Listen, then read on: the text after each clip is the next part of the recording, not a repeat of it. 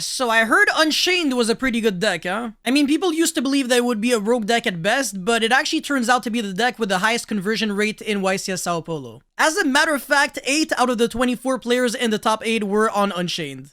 By the way, in the top 8, there's 24 players because it's a team event, before you start getting confused. So yeah, that is a 33% representation for those of you who can't math. And that's clearly top tier status considering the fact that Kashtira pretty much had the same thing before we got Duelist Nexus. Although I will have to say, 6 out of the 8 Unchained players were North American players. And you know, they all know each other, they're all friends, so they probably collaborated with each other for the deck list. And it definitely paid off because 6 out of the 12 players in the top 4 were Unchained. So this time, the top 4 was boasting a 50% representation on Unchained, which is wild. And it's actually getting closer and closer to tier 0. Now, is this deck actually tier 0? I've been wondering this myself because Unchained is the only thing I ever hear about. As a matter of fact, I'm actually forgetting that Kashtira actually exists. It's funny because people kept asking for the deck to get banned like a few weeks ago or even days ago, and now nobody really cares anymore. I'll be straight up 100% honest with you guys here. I don't care what the best or most popular deck really is. All I know personally is that Unchained terrifies the crap out of me. It's a deck whose only weaknesses are cards that nobody's really playing. Like, it loses to Dweller, but come on, who the hell is summoning Dweller in 2023? Even Salamangreat, who used to play Dweller and back to being good again, isn't even summoning it because Salamangreat Fire locks you under fire only.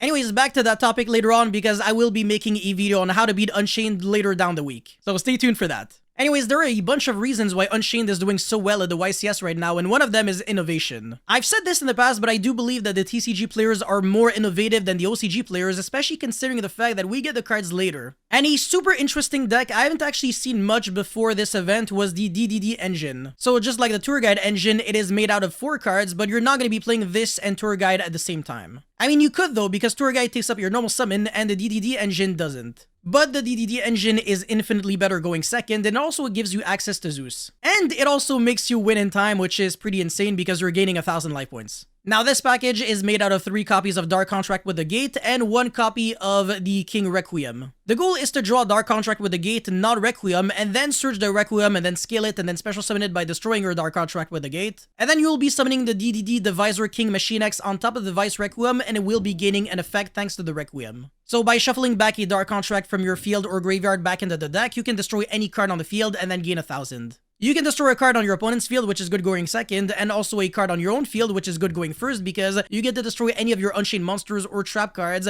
in order to pop off and full combo. So this combo single-handedly makes you play through Fenrir and Imperm going second, and you still have gas after that. To think that an engine can be this strong without having to commit to your normal summon is simply unheard of. Both Jesse and Pac were playing it in the top 4 at YCS Sao Paulo, and it does prove that great minds think alike. Now, this combo does play a little bit into Drool, but it's not really the end of the world because the rest of the combo doesn't really lose that hard to Drool. It's a really flexible deck. It can adapt itself to be a mid-range deck or a hardcore combo deck if you really want to. I've even seen some Unchained players go into Muckracker and then Nightmare Griffin to get back the 2 Unchained trap cards. And not only that, but Griffin is also extremely good as a floodgate against a bunch of decks. In the Unchained Mirror, it's extremely good because Yama will not be able to search and their Unchained monster special summon will not be able to use their effects on the field. And obviously it's game against Kashtira because they can't really link summon too much and all of their monsters are special summon monsters, so they never get to use their effects. The thing about Unchained is that they have something for everyone, whereas nobody really has good cards against Unchained. Like right now, people are playing cards like Droll and Logbird in their main deck, but it's actual garbage against Unchained. And